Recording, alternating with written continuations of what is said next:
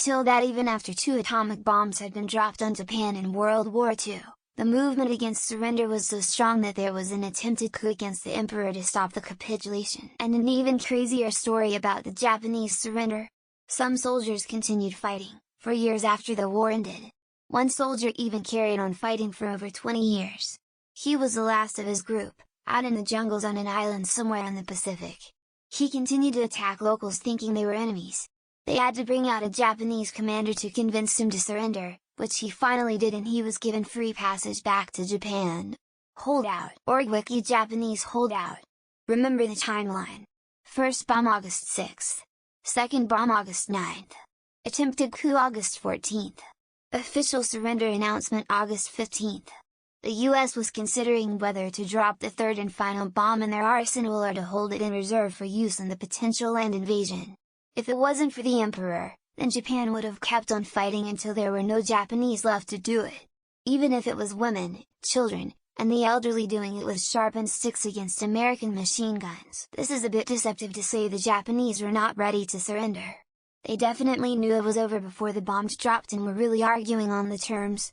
They didn't immediately surrender due to the wording on the Potsdam Declaration, with the main concerns being keeping the emperor and why there was no signature from the USSR. During this deliberation, we dropped the nukes on them. Essentially we got our kill streak and wanted to use it before the match ended. The Japanese higher-ups were already committed to surrendering when it became clear the Allies had set their sights on Japan after Germany was defeated. They just needed time and hope to save their emperor with some negotiations. To suggest otherwise, that the Japanese still wanted to fight even after the bombs, was just propaganda to justify the war crimes committed by the US. There's so much propaganda around the use of atomic bombs in World War II. Of course it was necessary, the US won the war, so it was just. Surely without the bombs the savage Japanese would have killed themselves if not for the stern but utterly needed 2 atomic bombs. Japan was ready to surrender after 1 bomb.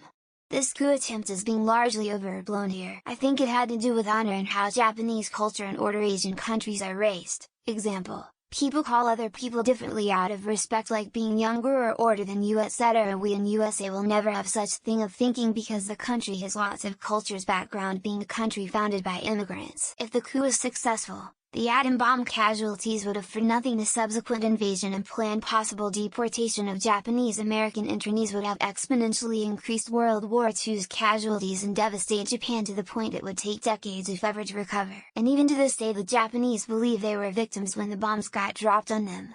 They barely gloss over Pearl Harbor and how they were the aggressors in the first place. Not to mention numerous atrocities they committed in Asia. Most Japanese are simply ignorant of these facts. Yes, some junior officers staged a revolt to keep the emperor's speech from being broadcast, and they tried to kill a few politicians. The revolt had no support and was put down by one higher-ranking officer talking to the guys. It also had no movement behind it. Read the book Flyboys to get a good idea of the public opinion and culture in that era for Japan. They had instances of eating POWs, let alone what they did in China and other places. The bombs saved a lot of lives on all sides. If the bombs did not succeed in forcing Japan to surrender, the sheer carnage that would have been brought by Operation Downfall would make Japan and the rest of the world a very different place. Very interesting to think about. And this is why the nuclear bombing was justified. Operation Downfall was the alternative, and that estimated an absolutely enormous death toll, envisioning US troops versus every man, woman and child. Knives, sticks, guns. And, don't forget, the emperor was a borderline god to a lot of these people. That's how insane they were about fighting until the last person. They were willing to try to silence their god's decision. Capitulation was the smartest move for them by far. They didn't even lose their emperor, just a good number of vile generals.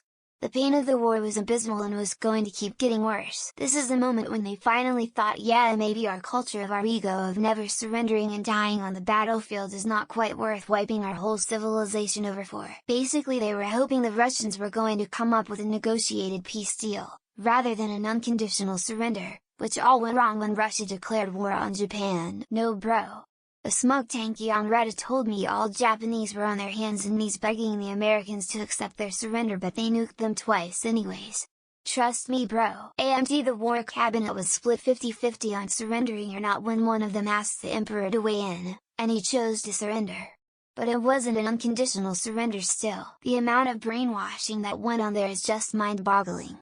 People willing to risk an entire country worth of lives just for the sake of not surrendering is just crazy. Yeah, in hindsight the atom bomb saved a fuckton of lives. I'd imagine the Japanese economy would not be as prosperous today otherwise. Due to the alternative, which was napalm. Due to their failure to convince the remaining army to oust the Imperial House of Japan, they performed ritual suicide. Wish this was done by a recent failed coup attempt. This is why I always tell people that the 2 atomic bombs actually saved lives. People who don't know much about the history of Japan at that time find it hard to believe. Well, yeah. Generally, committing war atrocities and murdering a couple major cities worth of civilians isn't a great way to get the populace to think peaceful surrender. Japan was like the Wall Street bets of empires. They were literally posting lost porn in the newspapers by the end. Banzai charges were reported on in real time. And yet, people don't understand why the US dropped 2 nukes. After firebombing Tokyo, the Japanese didn't want to quit. Like, damn crazies. And then they channeled their self-destructiveness into anime, pixelated genitals and Nintendo. And good food.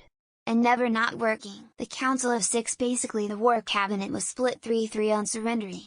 After Nagasaki and Soviet counter-invasion of Manchuria. Oh, don't worry, we had a third on standby. You know, in case we needed to apply additional pressure. Wouldn't that be evidence that the movement to surrender was strong? Not the movement against surrender, but the US haters said Japan weren't given a fair warning and the US needlessly dropped the bombs. The Japanese estimated over 10 million casualties from an invasion and were willing to accept them. I think this kinda adds to the fact that the Russian invasion was the actual cause of surrender. This is possibly the best video on this topic. The Hardcore History Podcast has a great feature on this called Supernova in the East. Try making it through one day without some nuke justifying BS showing up as a TIL. Why did the US only have 3 bombs though? Did they only have time to make 3? Great title!